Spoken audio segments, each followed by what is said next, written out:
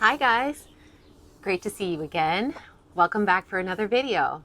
So for today's topic, we're talking about recharging your batteries and the importance of it, especially if we are working or if we need to do things that require a lot of energy and focus. Very, very important.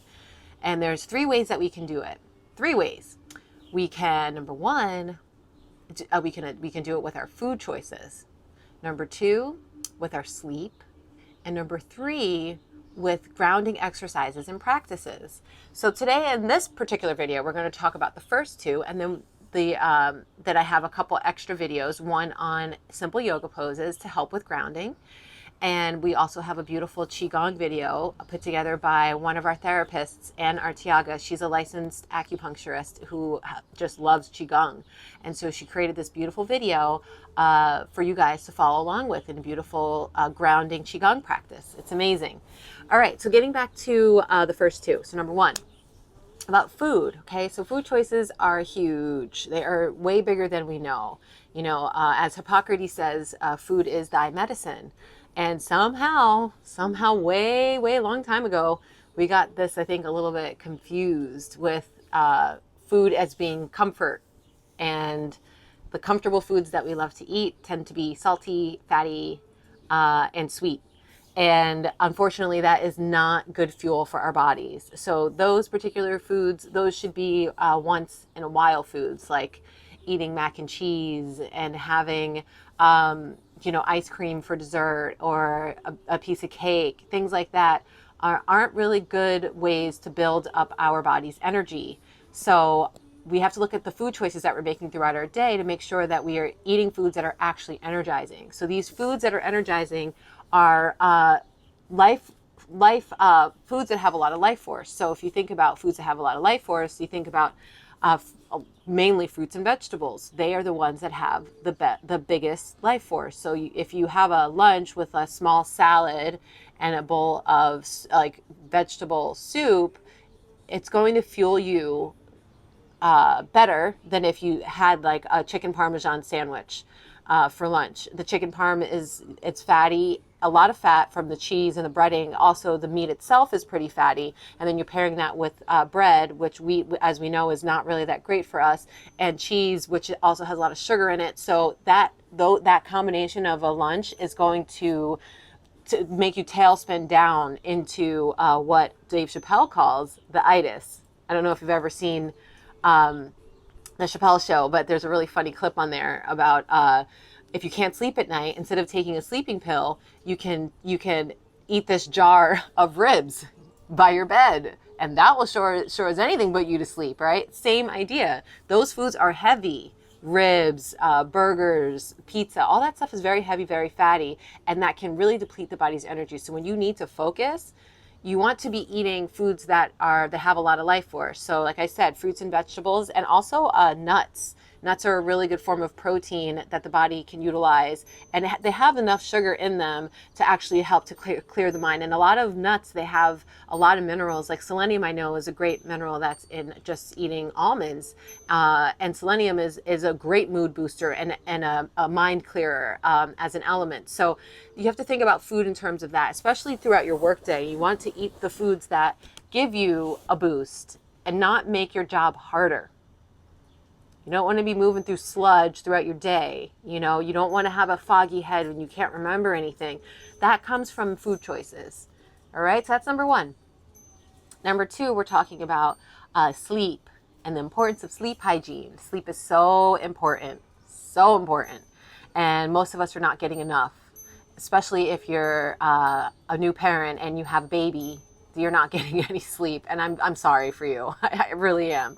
But if you are, your kids are old enough that they're sleeping through the night, or if you don't have any children, you should be sleeping through the night, and we live in a wonderful place where in a time in our world where we have a lot of help. We have different sleep aids like melatonin, which is a natural chemical compound that the body makes to put us to sleep.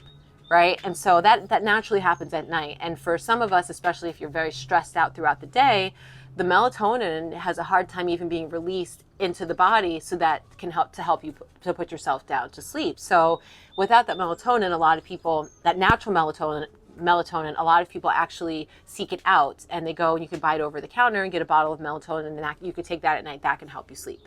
But what I'm talking about is also preparing yourself for bed, right? We talked about mantras and using simple phrases to help to kind of like leave the day, like shed the day off and leave it at the floor in the bathroom before you go into your bedroom, right? Because there has to be a separation. As much as you can possibly do. If the mantras don't work for you, maybe you need to write some stuff out, keep a little journal and write the things out that are really bothering you, put it down, and you can close it and pick it up tomorrow, right? You need to make a separation between what the day was and what the night is going to be, right? So that's another good way. Another way is to cut down the frequency that you use electronics, and that goes for your cell phone and for TV. You know, a lot of people love to fall asleep with the TV on, and it's really not a good habit to get into. It really, really does a number on the body's chemicals, because there's so many things that happen through our eyes.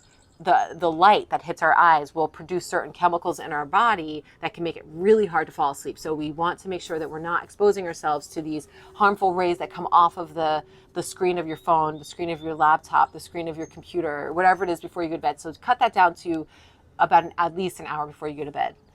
And another really good way to do that, to also go to fall asleep naturally, is take a nice warm bath. Not hot. Hot, it can be kind of draining and gets the heart rate up and starts sweating. It's kind of the opposite of what you want to do. You want to have a nice warm bath, maybe with some Epsom salts and or lavender essential oil. And that can also help to kind of calm the body down. Or have a nice cup of soothing tea like chamomile or mint or valerian root. And there's some great teas that have all of those things combined. Like sleepy time teas, Bigelow makes a good one. There's, Yogi Teas makes an excellent sleepy time tea. So you want to introduce those types of things into your nightly routine. And also the biggest one is not eating. I know we love to munch. We all do. And we have to resist the urge to eat when it is getting close to bedtime. So they say at least 3 hours. I challenge you just to make it 2 hours before you go to bed. No, nothing to eat and nothing to drink that has sugar or caffeine in it. A nice herbal tea is fine, that's plain, but nothing that's going to mess with your sugar levels in your body or the ability for your body to produce that natural melatonin, because melatonin is actually produced once we stop eating. That's the most important part. Melatonin is produced once we stop eating. So if you're munching up until before you go to bed, it's going to take you 2 more hours before you go to sleep, before your body actually starts to produce the melatonin that's needed for you to sleep. So if you stop eating 2 hours before your bedtime, you will be sleepy by the time your bedtime happens. I guarantee you. All right. So that's another really big one. And that's my kitty Johnny. He loves to kind of pop his head in every now and again. So we're talking about stopping eating now, right? So that's another good way. And the teas and the baths, right? All great ways to induce get yourself ready for bed. And so those are the 3 things that I wanted to talk about for the sleep. He's kind of clumsy too, a little bit. He's got his little nail stuck. Okay, there you go, Mama. All right. So those are 3 things I want to talk about sleep. And now I want you guys to stay tuned for a little short, just some really simple yoga. We're talking simple yoga while you're standing to help with grounding. And grounding is a wonderful practice that helps to also get us ready for bed. I explain a little bit about it more in the next video. And then after that video, we have another video all about Qigong. It's a great video with Ann. If you guys have the time, I highly suggest you stay tuned. You'll learn some really, really cool, simple moves to help you feel so good throughout your day. All right, so keep doing all the great work that you're doing, and I'll see you again soon. Namaste.